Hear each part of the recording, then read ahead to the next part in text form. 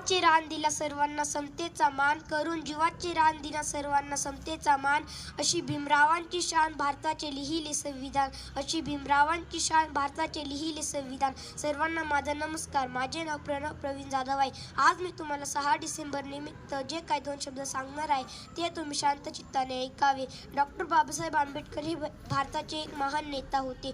त्यांचा जन्म 14 एप्रिल 1891 रोजी मध्य प्रदेशातील महू या गावी झाला. त्यांचे पूर्ण नाव भीमराव रामजी आंबेडकर, वडिलांचे नाव रामजी व आईचे नाव भीमाई असे होते. त्यांनी समाजातील विषमता दूर करून समानता प्रस्थापित करण्यासाठी आपले संपूर्ण आयुष्य वाहिले.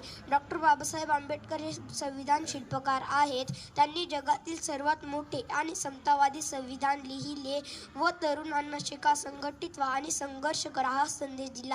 महाड, चौदार तळे सत्याग्रह, खेळण्याचा हक्क, मंदिर चळवळींच्या माध्यमातून त्यांनी सामाजिक क्रांती केली.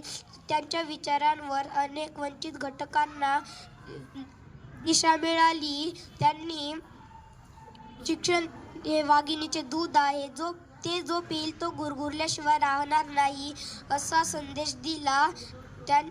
असे माझे महामानव डॉक्टर बाबासाहेब आंबेडकर यांनी दुर्दैवाने 6 डिसेंबर 1956 साली अखेरचा श्वास घेतला.